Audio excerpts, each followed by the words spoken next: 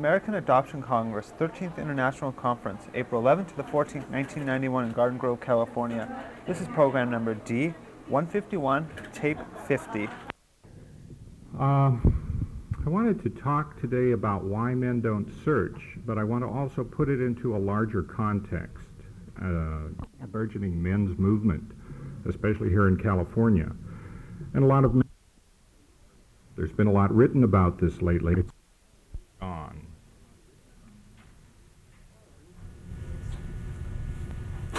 I want to read to you something from another book. This is called Fire in the Belly on Being a Man, and it's written by Sam Keen, who is a philosopher who has spoken about men and the men's movement for a long time now. But I thought that Sam had some interesting things to say about what it is to be a man and how the definition of being a man is changing in our culture. So let me read to you something that he wrote that's somewhat autobiographical. He says, "The year I was 17, I received many messages from my classmates, my family, and my culture about what was required to be a real man. Join the fraternity, get a letter in football, baseball, or basketball, screw a lot of girls, be tough, fight if anybody insults you or your girl, don't show your feelings. Drink lots of beer, be nice, don't fight or drink, dress right like everybody else. Get a good job, work hard, make a lot of money, get your own car. Be well liked, popular. My grandmother gave me a Bible with a note that said, 'Read this every day, big boy, it will make you a real man.' I felt I was probably destined to fail at being a man. I didn't drink, smoke, or swear. I was the only one at P.S. DuPont High School in Wilmington, Delaware, who wore cowboy boots. I did not shave, had only a sparse crop of pubic hair, and was embarrassed in the locker room. I never got a letter in a major sport. To this day, I avoid anyone who was in my high school class, especially old football heroes. I hated fraternities. The only thing that saved me from being a complete geek was that I had a car and a girlfriend, although the car was only a Model A Ford and the girlfriend was not a cheerleader. Today I look at an old picture of that 17-year-old boy. He is dressed for the senior prom in a rented white dinner jacket, lanky, loose-jointed, too large hands on his hips, the pose clearly adopted from Gary Cooper. Next to him stands his girlfriend Janet, already looking mature, dressed in the traditional white gown with the traditional purple orchid, filled with the traditional dreams of settling down. They are both virgins. I see hints in his ungainly adolescent body of the man he will become, in the forward-leaning head, slightly sunken chest, and the forward curved shoulders is the form of a question mark. In the awkwardness of his pose, I see him trying to be suave for the occasion and playing the man while he still feels himself to be a boy. I know he will feel boyish, not a man among men, well into his mature years. But it is in his face that moves me most, open, shining, filled with a strange power of innocence and strong dreams. His mask of sophistication hides the painful sensitivity he fears is a mark of his inadequacy as a man. I do not see, but remember well, the loneliness, the uncertainty, the feeling of being both proud and embarrassed by the secret life the boy was living. His clandestine life included many activities not on any list of requirements for being a real man: keeping a diary, exploring nearby woods and longing for the wilderness, sleeping under the stars, taking long walks alone, waiting and watching to see what would happen when a cowbird laid its eggs in a vireo's nest, masturbating and imagining the woman of his dreams, wondering about the limits of his mind, exploring his dark moods, writing poetry, reading books, and playing with ideas, loving his parents, agonizing about war, poverty, injustice, torture, wanting to do something to make the world better. Today I honor the boy, knowing that he knew far more about manhood than he thought he knew. For instance, the week after the prom, he set out on his walkabout, a trip across the U.S., working on a wheat harvest, ranches, carnivals, etc. Hidden in his young heart was a craving to discover his own definition of manhood. Father to the man who is writing this book, he did not know it, but he had already set out on a pilgrimage, a quest to find the Grail. I think Sam Keen pretty well describes there what happens to a lot of us men as we grow up, and the fears that we have, the thoughts that we have about what we need to do to become men. It's a struggle for boys to become men, and at least what they think a man is supposed to be. What is a man supposed to be? Well, again, I want to give you a list of things that are described here, and I want to point out that there's the conscious side of what a man is supposed to be, and then there's the unconscious side, the consequences that flow from that conscious description of what we men are supposed to be. So very briefly, consciously, a man is expected to protect, to suffer, to kill, and to die. His body and character are hardened to allow him to fight, but unconsciously, he is fragile and terrified of his tenderness and mortality. Consciously, his psyche centers in reason and will. He is spirit and mind. But unconsciously, he is moody, lacking skill in dealing with emotion. Consciously, he is dominant, cruel, and sadistic, but covertly submissive and passive. Consciously, his defining virtue is power, but his controlling fear is impotence. He strives for independence and self-definition, but unconsciously he is controlled by dependency needs, surrenders to and obeys authority. He is allowed anger, but no tears. Unconsciously, grief and melancholy cause his depression. He is supposed to be brave, bold, and aggressive, but he represses his fear and shyness. His sphere of action is public and political, but he has abandoned the familiar and the domestic. He is extroverted, practical, focused, linear, goal-oriented, at worst, obsessive and rigid. Yet he fears feeling, nature, woman, death, all that evades his efforts to control. He is an actor. He assumes super responsibility and Promethean guilt, and unconsciously, arrogance and pride shadow his life.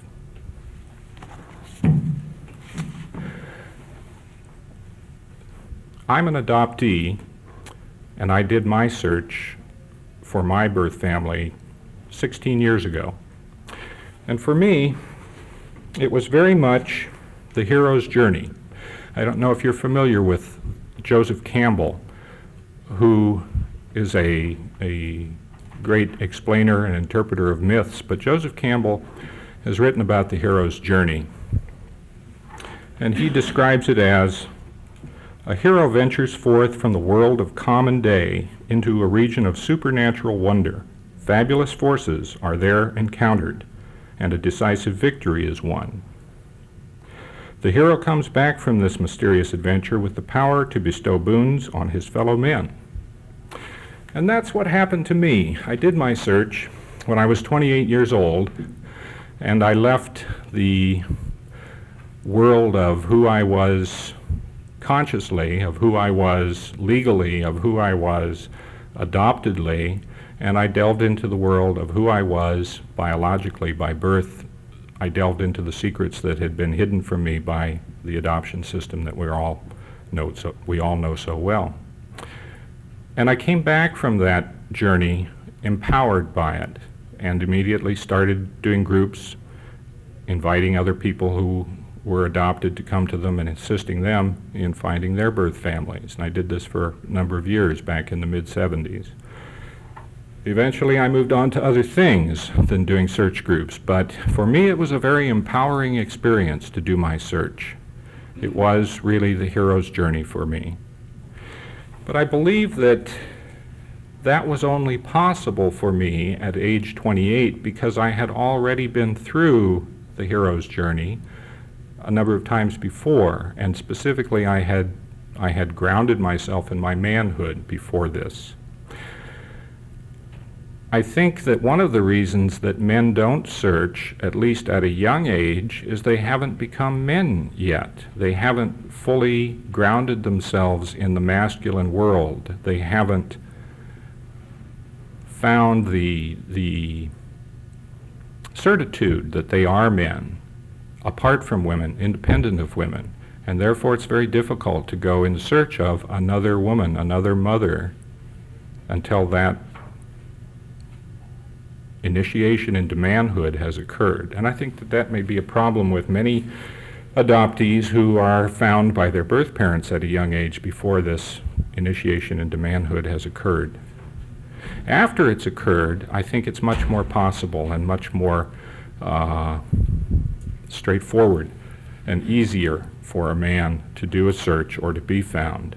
But before that initiation into manhood, before a man knows that he is no longer a boy, that he is now a man among men, I think it's very difficult to go in search of another mother, perhaps like the one that you've struggled so hard in adolescence to distance yourself from.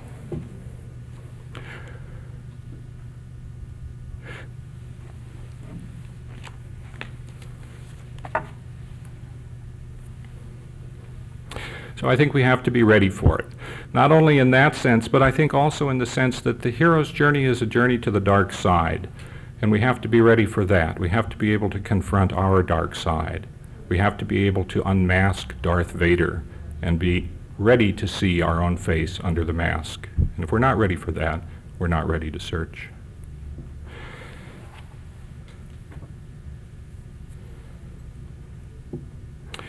So, what I've read about the way men are and what defines the masculine personality is another explanation of what we all know, which is that men are not very comfortable with emotions. Men are not very comfortable with relationships. The masculine world is not one of furthering relationships and of going into relationships. That's women's world. That's women's work. Men's work is instrumental, is going out and accomplishing something, doing something, bending the world to one's will. And so men aren't very comfortable with the search because that's different. That's not what they're used to. That's not what they're trained for.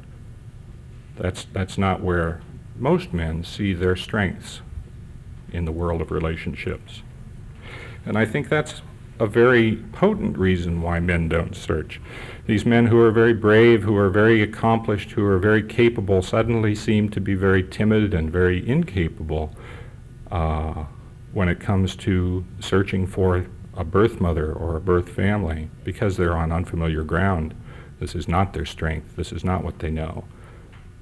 And they're scared.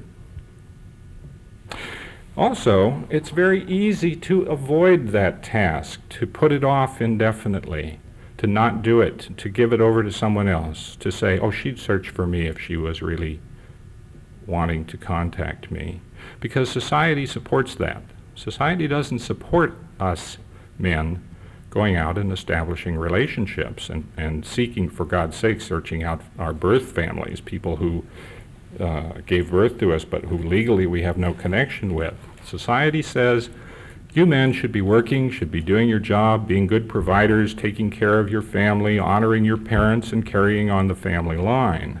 There's a lot of support for all of that, but not much support for going out and establishing a relationship and learning about one's origins. So society and what society supports and expects and condones for men has a lot, I think, to do with men not searching.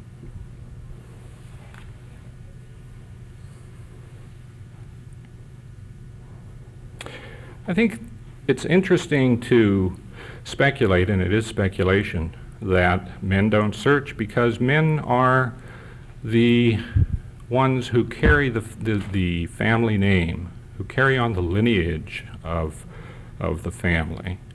And I don't know how many of you remember David Kirk's book, Shared Fate, which came out about 30 years ago. But one of the most interesting things I found in David's analysis was that fewer boys than girls are adopted. It seems as though adopting parents favor girls by a very slight margin, but they do favor girls. And why is that?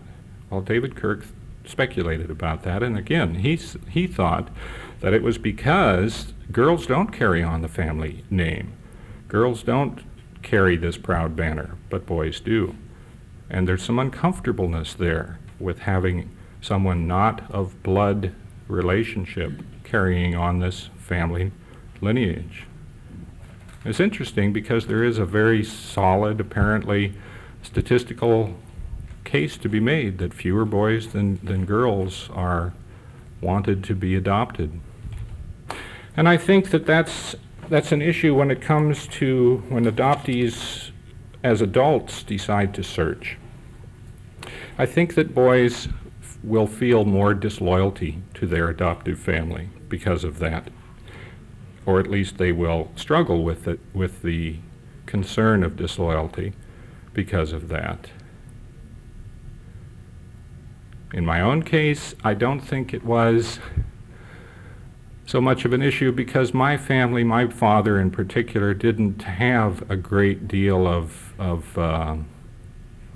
charge on this. It wasn't an important thing for him.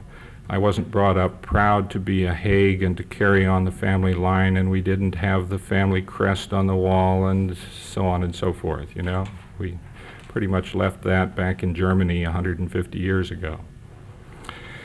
So I didn't have so much of that riding on my shoulders and I didn't have that as a concern as I thought about doing a search.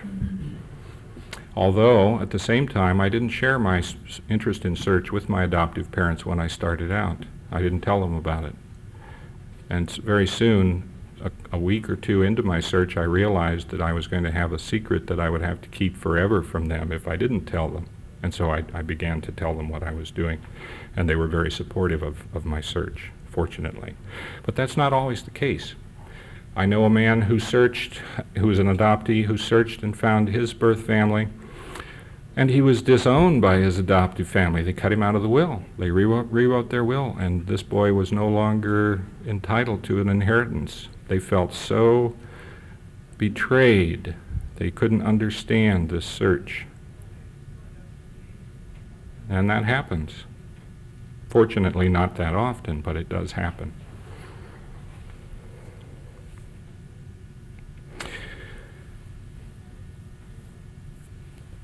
I did some research a number of years ago as part of my doctoral dissertation. I did some research on searching and why people search, men and women, both. I didn't have results from this research that specifically applied to men, but I do think that some of the results are interesting, and I want to talk about it here just a little bit before I open this up for general discussion, which I'm going to do very soon.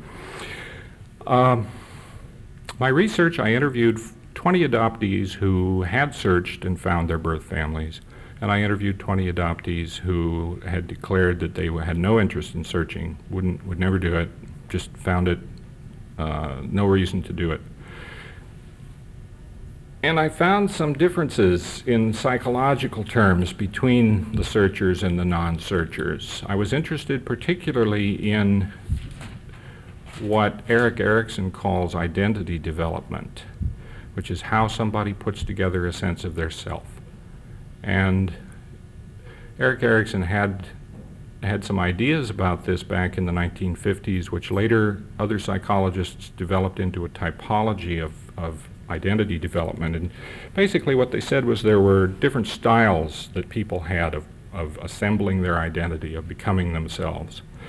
There were those people who had an individuated style of identity, people who put together their own unique and personalized self through trial and error, through going out into the world and seeing who they were, discovering themselves uniquely and individually. And it was a long process. It takes time. It's not something that is accomplished by the end of adolescence, for example.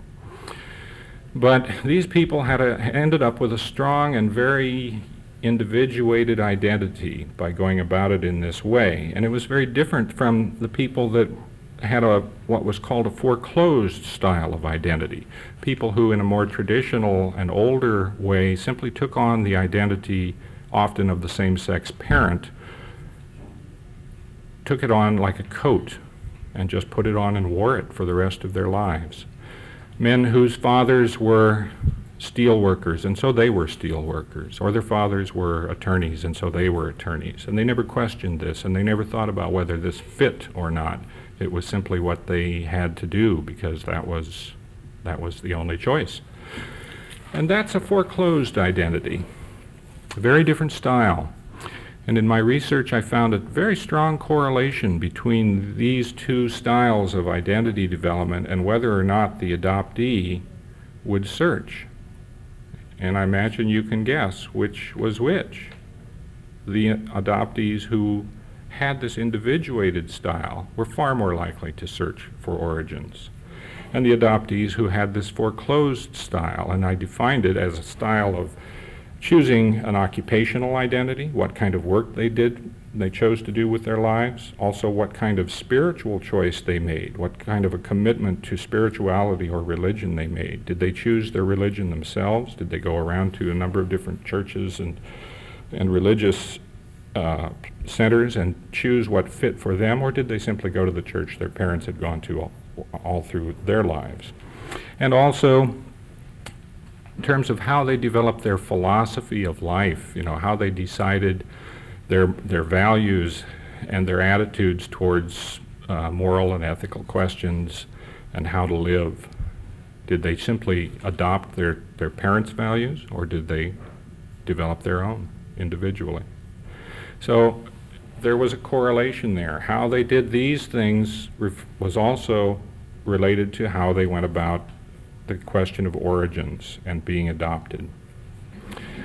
And being a searcher myself and being someone who it never occurred to me not to be interested in my origins, I was really surprised and amazed at the people that I talked to who, adoptees like me, said to me, I would never search. I have absolutely no interest. Why should I be concerned about that? I'm perfectly happy. My life is wonderful. I love my adoptive parents. They gave me a wonderful home. I have everything I need. But that's what they told me. That's how they felt. And they had no interest in searching. For them, life was complete without origins. Now, I have to tell you, it's not that simple, because in the years after I did these interviews, I learned that some of these non-searchers became searchers. So people do change. People aren't true to type forever, blindly on a railroad track. But at the time I did this is what I found. And that was true of men and women. Excuse me? Your interviews were an intervention. Yes. I had hoped that by the way I did my research, most of these people were already aware of the adoption movement and had the opportunity to search if they wanted to. But you're right, my interviews heightened their consciousness of this, their awareness of this, and made it more of a real choice for them. You had a question? Yes, as a corollary to your research, did you ever go back and find out the reasons they decided to search? What changed them? Did I ever go back and find out the reasons they changed their mind and decided to search? No, I didn't. Unfortunately, I was just so desperately trying to get this research done and get my degree completed, I didn't have the wherewithal to continue that research, and it would be very interesting. But others have, by the way, done follow-up studies with people over time, and I think there's a lot more literature coming out on this now. So these are the reasons that I see why men don't search, and they're very similar to the reasons why men don't come to the American Adoption Congress and why men don't volunteer for psychological experiments at universities and clinics and what have you, and why men don't go into therapy as readily as women do. They're not comfortable with their emotions. They're not, this is not familiar ground for most men. And I think men's definition of themselves and men's skills in the world are changing. You know, today we don't need as many lumberjacks and steel workers as we did 50 years ago. And the skills that are needed in today's world are much more, are much less gender specific. They're much more the kinds of skills that men and women share. And I think men are becoming more skillful in what has been traditionally women's world, women's side of things. Let me just describe what Sam Keen sees as women's strengths and women's side of things. He describes women consciously. She is expected to inspire, to nurture, to heal. Her body and character are softened to allow her to care. But unconsciously, she is tough and terrified of her power. Her psyche centers in emotion and sensation. She is nature, body. But unconsciously, she is opinionated, lacking skill in disciplined thinking. Consciously, she is submissive, obedient, and masochistic, but unconsciously, covertly manipulative and cruel. Her defining virtue is warmth, her controlling fear, rigidity. She strives for relationship, belonging, but she is unconsciously controlled by rebellious emotions and fears of self-definition and freedom. She is allowed tears, but no anger. Resentment and rage cause her depression. She is supposed to be fearful, shy, and passive, but she represses her boldness and aggression. Her sphere of action is private, domestic, but she has abandoned the world, the worldly and political. Not here. She is introverted, intuitive, unfocused, cyclical, process-oriented, at worst hysterical and atonic. But she fears abstraction, history, man, power, politics, all that evades the logic of her heart. As reactor, she becomes victim, blamer, martyr. Timidity and low self-esteem shadow her life. Now, these are stereotypes. They're not always true, and especially not true today, but they have been stereotypically defining characteristics of the sexes in extreme form for a long time. I think this is changing. I don't want to be a Pollyanna about this and say that things are changing and everything's going to be wonderful in the next century, but I do think things are changing. And I think that the search is a means for men to change, to become more empowered by getting in touch with their dark side, with their undeveloped feminine potential. And I support the search for men for that reason. I support the search for everyone. I believe it's a wonderful hero's journey and heroine's journey. Although there's in the literature a lot of speculation as to whether women need to go through a hero's journey, I think that the search for origins really is that journey for many of us, and it is very empowering, especially for men, because it puts them in touch with their dark side and with their little used capacity for emotion and for relationship. So I think it's a means for growth, and that men will come out of it empowered, as I was by my search, and ultimately lead a lot more satisfying and full life because of it. Yeah. Could you elaborate on how it empowered you as a man? Mm-hmm. At the time I did my search was 1975. I was a graduate student at the university in psychology, and I was feeling very disempowered. I was feeling very impotent in my career. I was getting nowhere. I was demoralized by what I found at the university. I was not going anywhere, and I was seriously considering dropping out, and I didn't know where to go from there. A lot of reasons for that, but I won't go into them because they're really not relevant. The fact that what is relevant is that I was feeling that way. And I was reading some literature in one of the professional journals, and I came across a very early article by Soroski, Barron, and Panner. They had interviewed 53 adoptees who had done their searches and found their origins, and they reported this in the Journal of Adolescent Psychology. I read this and I got very excited, and I thought, oh boy, this is really something, you know. And I wrote to them and asked them, how do you do this? And they gave me the name of a support group in nearby where I was going to school.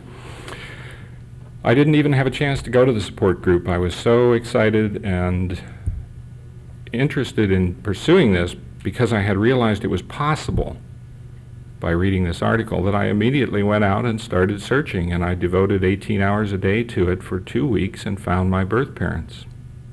And I was just driven through this 2 weeks. I was just, everything else was on the back burner. I was just night and day. I was flying down to Los Angeles to go through vital records in the registrar's office down here, and going up to Sacramento and doing the same thing, and telephoning all over the country. And And when I found my birth mother, it was a wonderful experience. My birth father had died 10 years before, but I did find other people in his family and had a reunion with them, which was very good. I had an experience in doing my search of being powerful. What I did worked. What I did was effective. I took care of business. I made it happen. And this was really very reassuring to me because I was feeling very impotent at that point in my life. You know, my career just was not working. And so I was interviewed by, this was very early, you know, there weren't very many people who did searches in those days. So I was interviewed on television and on the radio, and people wrote newspaper articles about it, and it was published. It was picked up by Knight Ridder News Service, and people wrote in to me because I said in the article I was doing research. I had decided to do some research on this, and to please write in with your stories about your experiences. Hundreds of people wrote in. And so I started doing groups in San Jose, California, and invited people to come to the groups, and many people did. And we had those meetings for 2 years, and we helped a lot of people search. And I got a great deal of satisfaction out of helping people search and seeing them have reunions and feeling, this, in many times at least, the same good feelings about themselves and their search that I had. All the searches weren't positive, but most of them were.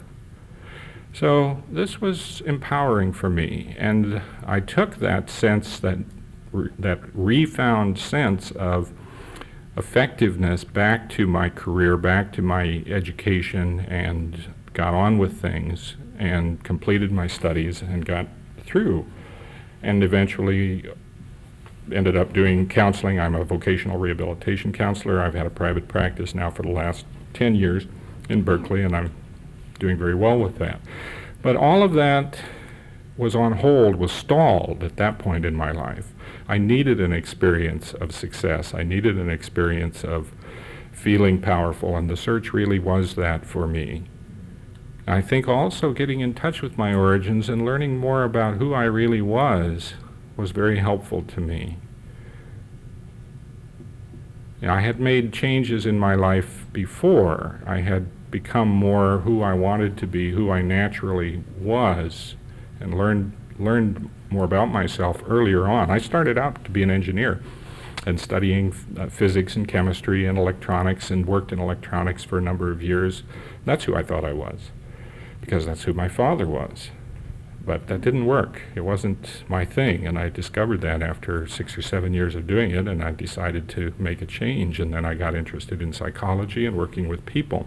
So I had an experience before of learning more about myself and becoming more true to myself in how I conducted my life. But I think the search also sharpened that and further refined that, because it was a very good outcome. My search, my reunion was a very positive one, and I continue to have a wonderful relationship with my birth family for the last 16 years. My birth mother comes down and visits me every year or two, spends a week with me. I go up there. I'll be going up there to Washington State, where she lives, and my sister, May 4th, for my sister's wedding. So I've become very much a part of their lives, and they of mine. My birth mother spends time with my 2 children. They are her only grandchildren at this point, and we've integrated each other into our lives. And it doesn't mean that I no longer am the child of my adoptive parents, and we have maintained our relationship, in fact, improved our relationship over the years. And I am deeply grateful to them and very appreciative of what it took for them to be supportive of my search, and they were very supportive of my search, and they met my birth mother. And they were able to say to her, thank you for the opportunity to be parents, to have this child, because I'm their only child. And she was able to say to them, thank you for the opportunity for taking care of him, for being parents to him when I couldn't, I wasn't able to. And they both appreciated what the other had done, instead of being terrified of each other and threatened by each other. They were appreciative. So it worked out very well for me. Yeah. At a little deeper level then,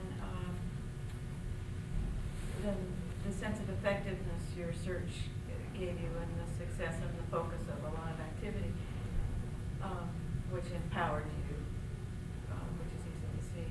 Do you relate your very stalledness to that unsolved mystery?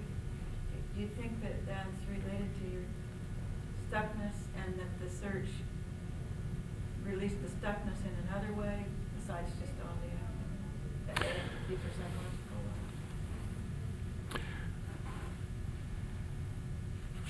In the sense that I learn more accurately who I am and what I should be doing with my life, yes. I guess it's been a real surprise to me as I have lived to learn more and more what a capacity I have for nurturing people and how deeply satisfying that is for me. Because I certainly didn't grow up with that as an agenda for my life. You know, I was going to build bridges or make computers and so on and so forth. And it seems as though each step of the way I learn more about what I should be doing with my life, which is nurturing people. And that what my search and reunion was a step in my own self-development of teaching me that this was who I am. Certainly seems the motif of finding a mother enhances the whole nurturing circle. Well, you know, I remember going on my birth mother and her husband had horses at that time, and they lived out in the country. And I remember going riding with my birth mother's husband, Tom. We were up in the hills, and he turned to me and he said, "You know, Michael, since you've come along, your birth mother has just blossomed. She was so unhappy and worried because he had had several heart attacks and they had been through some tough times just before I came along. And since you've come along, she's just been a much happier person." And that was true. For her, it really was the answer to a lifelong question of, did I make the right decision? And is my child okay? And that question got answered for her. And that was deeply satisfying to her. And I, on the other hand, got the answer to my questions. Why was I given up? Who were my birth parents? Why am I 6'3" and my parents 5'2" and 5'4"? You know, where do these qualities come from that I have? So I got some of my questions answered, and I think having those questions answered, seeing the face that looks like me, was very important. Yeah. Given the roles in society of men that you described and women, which may be changing, once a man does decide to search, I'm wondering if the potential for growth and satisfaction and good results from the search isn't greater than for women who are used to merging their identities with the husbands, et cetera, et cetera. Well, I'm not going to try to give points and see who's got the most points, men or women, from doing this search. But I think it's an interesting question because I think the value of it to men is great, much greater than most of us realize. You know, I think we men, and I'm speaking from my own experience here as much as any professional knowledge of men, I think we men get very focused on work and what we're trying to struggle with and accomplish in life, and meeting the expectations of our family and of our parents and our society, and we get very focused on that, and our consciousness doesn't move to our feelings and our relationships and what needs are being met or not being met there. And it needs to move there, because if it doesn't, and we go through 50 years of life and never think about that, we may find ourselves one day very bankrupted emotionally, very much high and dry on a desert island emotionally, if we have spent our entire life just doing our work and not thinking about our interconnectedness with other people and people close to us in the world. And there's a real danger of that happening for men, as you well know. So I think that the search can be extremely valuable for men in that sense. It can distract us from what we think is our job in life and show us more what we need to see of the big picture of what life is all about. Yeah. You changed your profession from engineering to psychology. Did you find that was due to your genetic makeup?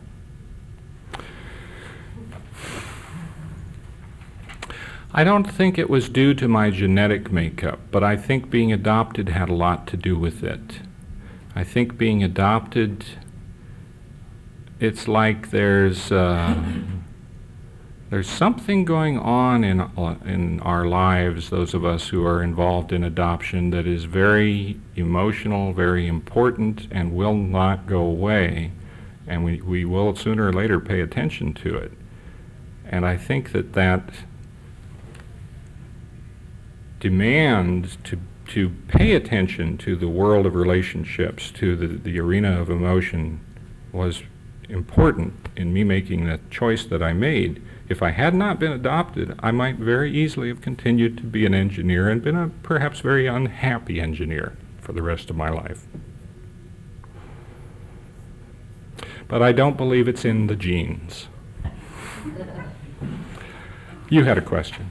Yes. Well, first I wanted to comment that I'm a birth mother with a 24-year-old son, and I searched for and found him.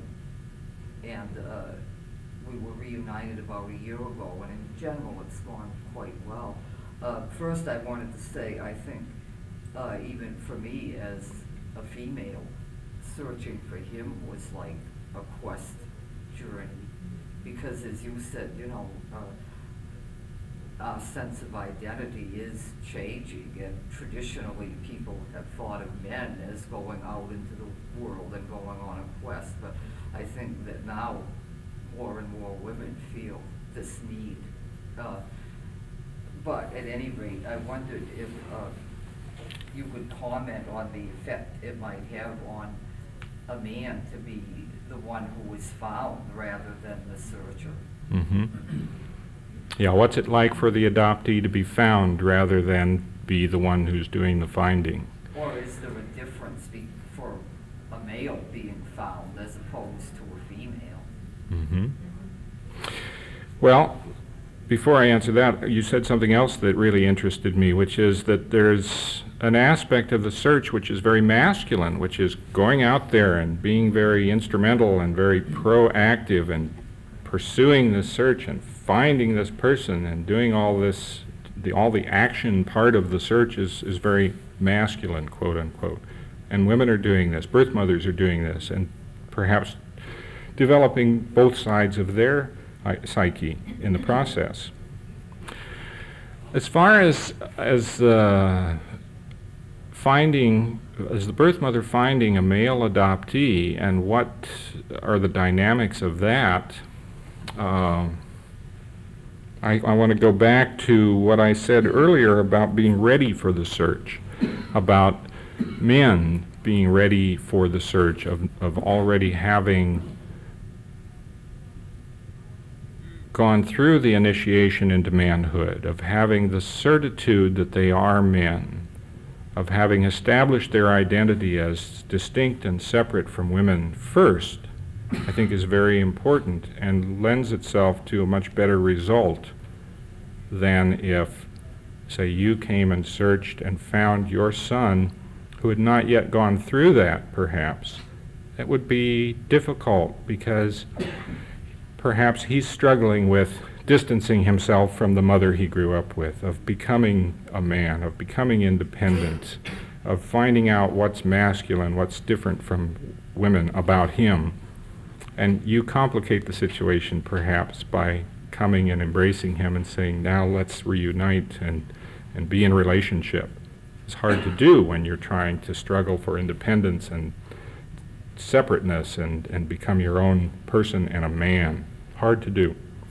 After the fact of initiation and the induction into manhood. This is the end of side A. Please turn your tape over and continue on side B. Women don't seem to go through the same trauma of the induction into adulthood that men do. And perhaps it's easier, you know, what Freud said about that, you may agree with or disagree with, but it seems that women don't have the same traumatic need to cut the ties, to distance themselves, to become so solitarily independent and stand alone that men do. And so perhaps for them, being found by a birth mother is less difficult at an early age, and that the birth mother can be incorporated into the circle of feminine community that they already have very much more easily than for a boy. Yeah. Yeah, I also find that men don't have such as great a need to protect the adoptive mother as the female adoptee. That somehow they're protecting the pain, and that although males they will acknowledge the birth mother when they're sought after, that they'll say yes, but they less enter her into their life in situations, and then a female, say at a 20, 21-year-old age, is it that the male will say it's okay, and he, okay, you're my birth mother, but doesn't create that relationship, that depth of relationship that you might have gotten from a female. Mm-hmm. But yet they don't refuse as much as I have found in the female one. Yeah, you're saying there's the good and the bad of finding a male, and that he's not going to reject you as easily, but he's also not going to get as close and get as much into relationship with the birth mother. Well, I think I would say that can be laid at the door of what society tells men we are to do with our lives. You know, we're not supposed to spend any significant portion of our lives nurturing relationships, and so we don't, and they don't get nurtured as a result, and that can be very, I think, deeply frustrating and hurtful to a birth mother who finds a boy or a man who is following what he thinks men are supposed to do, which doesn't include nurturing relationships that much. It's unfortunate, and maybe that will change. You wanted to comment on that. Well, it's something that kind of fit with something you said earlier. I'm an adopted father, and we have a son and a daughter. Our daughter has searched and found both her birth mother and father. My son has not really expressed any interest in my wife's a therapist, so she's kind of explored this with him. And one of his comments at one point was, "I already have one mother, and that's about all I can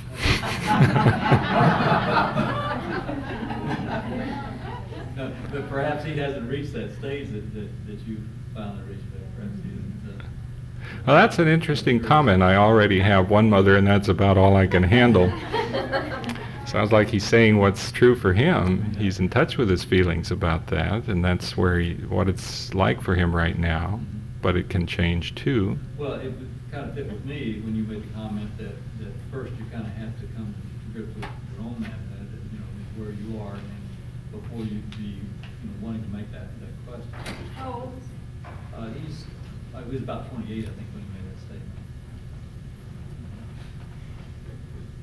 Yeah. Yeah, I wanted to know, are the statistics still true as far as the average age of their, like, I was told for women to search, there seem to be like 3 benchmarks: the age of 16, the age of 21, and then maybe 35.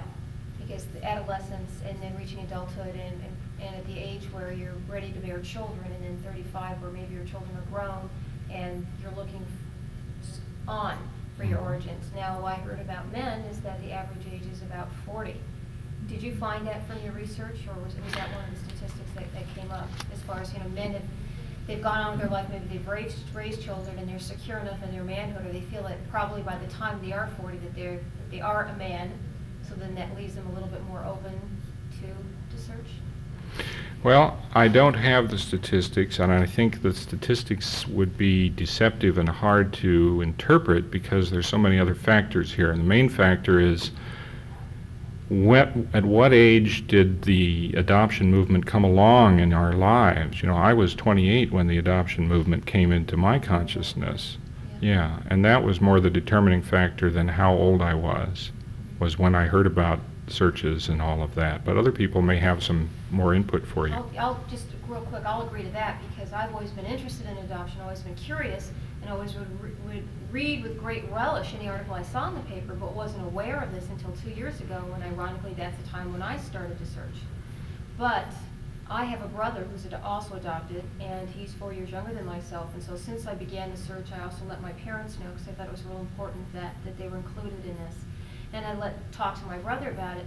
He doesn't want to hear anything about the search, and I've tried to mention in letters to let him know how it was progressing, and he doesn't even acknowledge it. Mm-hmm. And it's really unfortunate. I saw him last year wanting to talk to him about it, and he totally changed the subject. So I felt, well, I know he's not ready for it, but it's unfortunate because here's an opportunity, if he had any feelings, to be able to talk to me about that. But Yeah. what I'm sensing is maybe he's feeling a sense of betrayal against our parents. Well, you might want to ask him if that's what he's feeling. What I thought when you said that was that it was a very different phenomenon, which was that he simply was not ready to look at the dark side of himself. He was not ready to see what might be frightening and scary, and that he had put behind him and out of consciousness for a long time. Yeah. Can I comment on that? Yes. As a search consultant, I've noticed that men don't tend to search until later, at least 20 Can you speak up? but also about 40. So I would agree with that, but I found that the younger men who search are usually either recovering alcoholics or heavy into ACA. And it's led me to believe, and with my female clients, they've usually had a baby or had a pregnancy scare. And it's led me to believe that there's, in most of the cases, there's some kind of precipitating event. Like there's two journeys rather than one, and one is the journey that brings you to being ready to search, and then the second journey is the search itself, which completes the journey. This hero's journey is not something that happens once in a lifetime and never again. I think it's repeated in different arenas and a number of times. But the idea, the concept of precipitating events is an important one, and it seems very valid to me that people will search when something happens in their lives, such as they're going to have a child themselves, and they're wondering about what am I passing on to my child? What are my origins, genetically, medically, and just the lore of one's forebears that one wants to pass on to the next generation. And I think so I think for women, having a child is a precipitating event that commonly prompts a search. For men, other things, maybe a death scare, having a heart attack, having a marriage break up, realizing their mortality. Oftentimes it's the death of the adoptive parents because they've been troubled so much by their feelings of disloyalty and betrayal, and they haven't had the courage to share this and discuss it and open a dialogue with their adoptive parents about it, and they waited until they've died to do their search. That's really unfortunate. That's sad, but it happens a lot. Yes? As a birth mother who's been rejected by her son for now, I add that kind of just for now. One of the things that occurred to me was that when I wrote to him my initial letter and didn't get a response, I wrote to the adoptive parents because I had medical information for one thing, and his father's a doctor. And by very naively, I thought they would then just give me his address so that I could write to him because he is an adult. But what happened is that the adoptive mom and I got into a really relationship. I mean, she called me the first minute she got the letter, and we talked for 2 hours, and it was these series of phone calls from her. And there was this it was like we took all of the control away from our son. It was as if, I think when I look back on it, I mean, it must have been a process that she and I needed to go through because we just shared a lot and talked, and she was basically all I had because he was not responding to me. But when I think about how he must have felt about that as a young man going out on his own, and here are these two quote mothers talking, and what I said to her, she told him, what he said to her came back to me, And I had no way of breaking through it because I didn't know where he was. They would not tell me where he lived. So I took it upon myself a year ago, I continued my search. My search was not over. And I found him in Los Angeles, and I live here in California, Southern California. And I wrote to him directly, and he had apparently from her a very negative response to that. What I needed to tell him, and I need to tell him, and maybe you have a suggestion, I'm trying to give him back his power by going directly to him now, saying, we are adults, and if we could work on this together, because this isn't right, this secondhand information, it's not right. And yet he didn't see that. He didn't see it as my attempt to put it back. I was kind of lobbing the ball back into his court, basically, because I felt for a year, you know, he was sort of standing out there watching these two women. So Yeah. I don't know. Do you have any suggestion that I'm trying to empower him again? Yeah, well, I think it's unfortunate that things worked out the way they did for you, with the adoptive mother being your intermediary and not having direct contact. But one thing you said really struck me. You said you want to empower him. You can't empower him. He has to empower himself. And the more you do, the more you take away his power. So I need to hear that. And that's, you know, it's hard because I want him to know how much I care and that I'm out here Mm-hmm. and I'm not going away. That's good. But allowing him, again, not allowing him, that's not the right word, but, you know, having him grow to the point where he may want to meet me someday. He's very frightened because you're talking about breaking away. He probably received my letter a month after he moved here from the East. And all of a sudden, here's a mother 2 hours away when he is just getting on his feet, you know, as an individual, a new job, breaking away. So, I mean, I'm very empathetic toward him. I just went, oh, I can't believe my timing. Well, it's probably no accident that this boy has, and it sounds like he has some issues with feeling powerful, feeling capable, and taking the initiative, because he's got these two very powerful women who are filling the power space. You can't empower him by trying to control him. Oh, no, I don't want to do that. I don't want to control him. I just, I don't know. I felt like I was so naive. I just didn't know when I sent that letter that would turn out that way. You know, and I guess it's just going to be very difficult to backtrack. I think it is very difficult. It's very hard to be patient and to continue to put it out there that I'm here, I'm ready, I'm willing, but not go beyond that, not to make it happen, not to pull him in. That's very hard to do for you, I think. But he needs to take the initiative himself. He needs to find his own source of power within himself and do what's right for him. And that may not happen anytime soon. It's hard to tell. Maybe you could encourage him to go to men's groups, to be involved in furthering his own growth and his own sense of empowerment. That would be very helpful to him, I'm sure, in all parts of his life. I think it would be. Linda? Is it possible that men have a harder time with adoption because in our society they are expected to accomplish something? I think that in our adoptions we place upward, we social workers, and that we often place a child of perhaps ordinary brain with well-accomplished parents. So you have, say, a legal parent, a lawyer, and this child is trying to accomplish that status in society, and that it's a very the only thing that can make that child relate is to the birth parent, who may not be that way. Because in my experience, the young men who are interested in searching are searching for something that's on their ground, and until that happens, they have the inferiority in relationship to the adoptive parents is part of his sense of failure. And I just wonder if the whole thing of adoption with girls is easier, because maybe especially if you're pretty. Yeah. Well, that's an interesting point you make, that adoption is an upwardly mobile social phenomenon, and you're typically placing children from less advantaged homes into more advantaged homes, from less accomplished people who have accomplished less and been less ambitious and less successful in the conventional ways. You're taking a child out of that kind of a background, putting him into a family where there's a lot of success orientation and a lot of demand for performance.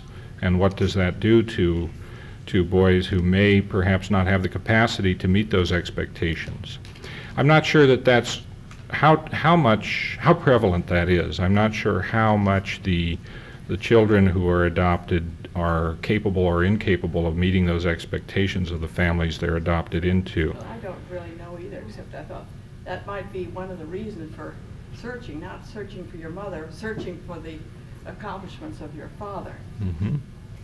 Your adopted. You wanted to comment on that? Yes, I don't mean to take this personally, but I think maybe today, you may see more of that today, but when we were going through this, we were all very middle class, upper middle class, and I want to say that my birth father's son was a neurosurgeon. He's dead now, and I have a master's degree and actually am more, better educated than mom.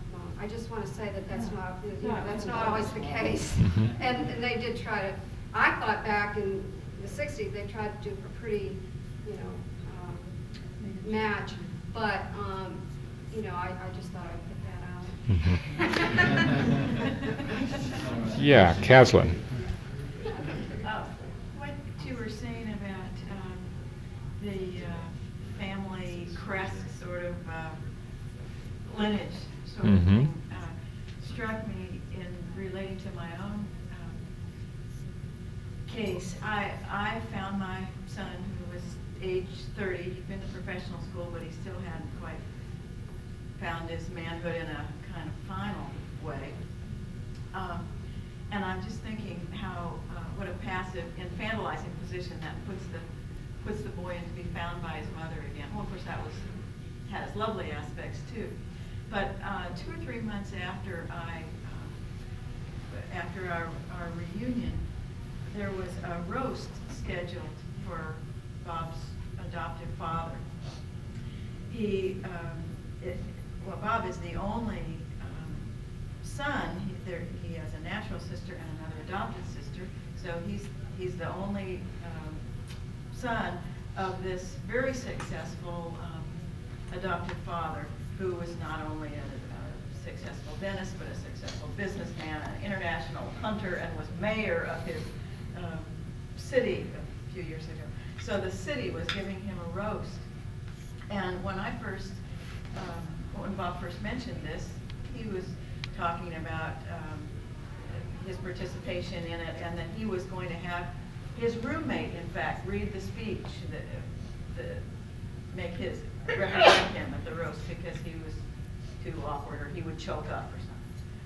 Well, the way that it turned out, and somewhat with my encouragement, I encouraged him to participate, be there. He could do it, I said, and if you write something down, you'll be fine.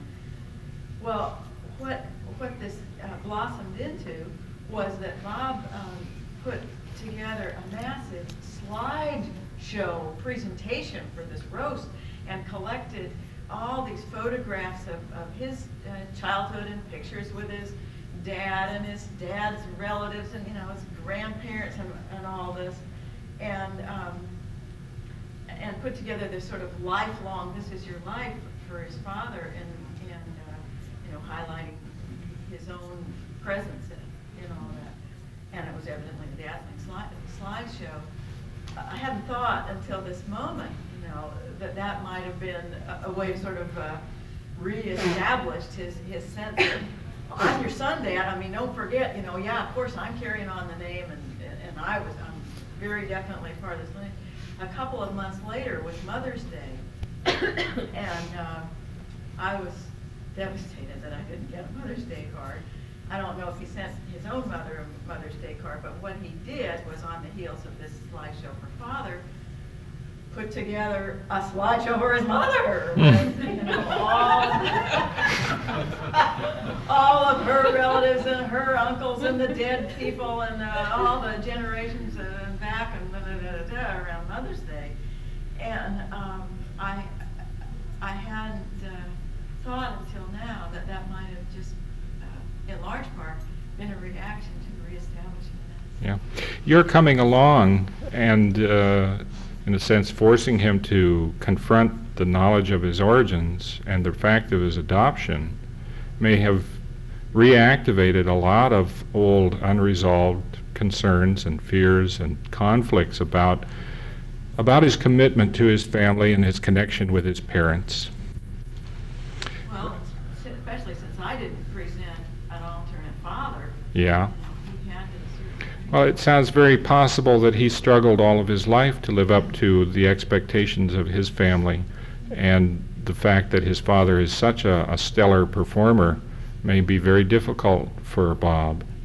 And he sees himself as very different. I mean, he can't, his father took him on one of the first hunting trips and he faked shooting something and, you know, has never been invited back. I mean, his politics are totally different. I mean, he's a much squishier, So you're softer person than. So your coming along may make him redouble his efforts to become just like his father.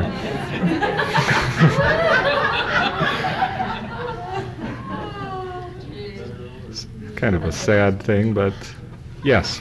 We have a birth father in our search group who found his son. And I'm ashamed to admit now, after hearing you, that members of our search group have dealt this man a very difficult time, because we're now going into the 4th year that he has been corresponding with the son and has yet to invite him to the home state. And at the same time, the son has not invited him to come meet him, which are, you know, halfway across the country. Sounds to me like we need to reassess our judgments of this birth father and his relationship, that maybe he's a lot smarter than the rest of us. Yeah, I think it's really, as a general rule, it's really worth your while to suspend judgment when you're thrown to judge whoever, and to temper that impulse as much as you can. Just in general, my experience is it's so easy to throw out a judgment and to be thrown to one interpretation of person's motivation or what's happening, and it's not accurate and it's not justified and it does more harm than good. He's probably doing the best he can. See, the birth mothers have helped him compose the letter and do all these different things, but being females, they're pushing him too. Yeah. He's doing the best he can, Yeah. you know. He's not perfect, I'm sure. I wanted, that was a question I was going to ask about, you know, birth fathers are males in the triad. Do you have any comments on why birth fathers don't seem to be as involved as birth mothers? Yeah. I am a sort of halfway birth father myself. My son was born out of wedlock to a woman who was another graduate student with me in school 15 years ago. And she and I parted on very bitter terms, and she didn't allow me to see my son for 3 years. And then after 3 years, I did have a chance to have a reunion with my son, and we've had a fine relationship since then, which is growing better, in fact, as he goes into adolescence. But I think it's difficult for birth fathers. You think it's difficult for birth mothers. What about birth fathers who society says, you know, what rights do you have? You know, you're sort of 3 steps down the line as far as rights go. You know, you'd better just forget about it, buddy. I can remember I was very keenly hurt by this and suffered with being cut out of my son's life quite a bit. And I remember calling his mother's. I knew his mother would be spending Christmas with her parents, and I called the family home on Christmas Eve, figuring, you know, here was perhaps a time when these people would be feeling charitable and less hard of heart. and I would make my appeal to see my son. Unfortunately, what I got was the next week I was called by an attorney who said, listen, she doesn't want anything to do with you. Keep your cotton pickings hands off, buddy. This is not anything you got any rights, so bug off. And I think men get the message, you know. The society doesn't support men being parents very much. They support men in paying the bills, in doing what fathers traditionally do, but society doesn't really yet recognize that men have emotional needs vis-a-vis their children, or that they should act on those needs, or that children have needs for fathers. It's becoming more recognized, but I don't think it's translated itself into the nuts and bolts of when it goes before a judge, what is the judge going to decide? Custody is still going to go to the mother. Birth fathers are still going to be given the message that your relationship with your child should be more of a legal relationship and less of an emotional one. And that has a lot to do with why birth fathers don't search. They're 3 steps removed from entitlement. Anyone else have a comment on that? I think this is a real dynamite issue, because I think, you know, very few birth fathers are here. Very few birth fathers participate. Birth fathers are the missing player in the adoption game, and I think it will be many years before we know more about that. Well, I guess I'd like to make a little bit more of a comment. I have 2 children that I relinquished for adoption, and they have a common father, and the father isn't really interested. Mm-hmm. He's got another family now. And I've always been really curious about that. Yeah, why is your birth father not interested, and why isn't he curious, and why doesn't he want to be involved? Once burned, twice shy is what I would say. You know, it's easier for him to tell himself, I'm not interested. It's easier for him to tell himself, I need to put my focus on my family now, and this very painful and very upsetting past that I have is something that I can successfully put behind me. I can sweep it out of consciousness and not have to think about it. He's still persuading himself that that's the case. There are a couple of factors. For one, the conception of a child for the birth father takes 5 minutes. I mean, it can come and he not know what happened, and it was over and and the conception for a woman takes 9 months, and it's a major part of her experience. And so there's much more identification with them and sensitive. But also, I would guess that society certainly finds it easy to just label the birth father as the villain. I mean, my son even assumed that his birth father had done me wrong in some kind of way, which was not at all the case. We were engaged, and I mean, I was a willing participant. But I think that's the easy stereotype. You have taken advantage of this woman, and she, whatever. And that birth fathers may take that on for themselves and feel guilty and feel that they really shouldn't have rights. They're certainly guilty until proven innocent. Yeah. Does anyone else, before we break, have something that you really need to say before we finish this workshop today? Yes. Thank you. It's helped me understand my son. Oh, you're welcome. Very interesting. Yes. One point, my sister-in-law has a daughter that's 11, it's her own daughter, and she and her husband adopted a little boy about 2.5 years ago, and she's recently split with her husband. So I'm concerned because of being a member of the family and being an adoptee and being involved that way is how I'm looking at this child who's had the separation from his own birth family. Now he's having the separation from his father. And his mother is usually emotionally unavailable. She takes off and leaves the kids with a live-in. So she's not even there so much. And now she's compounded because now she's going through a difficult time for herself, an emotional period. So my concern is I'm a family member and I'm seeing this child, and what could I do to help, either talking to her or maybe him or whatever, because I see this little boy and the only daddy he knows is gone. And as he gets older, what kind of, and my sister-in-law is really not equipped to deal with any kinds I think, issues with him because she's emotionally not available Mhm. right there. And I hate to see something Yeah. happen when I kind Mhm. of do something. Well, I think you could offer choices. I think you could perhaps make yourself available as an aunt or offer to suggest alternatives, because a lot of times people in that situation don't see choices. They see themselves having no choices.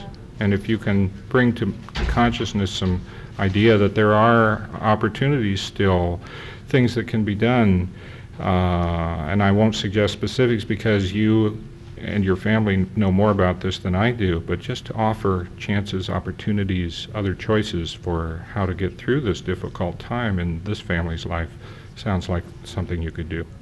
Okay, thank you. Thank you all very much for coming. I enjoyed it very much. This concludes this session.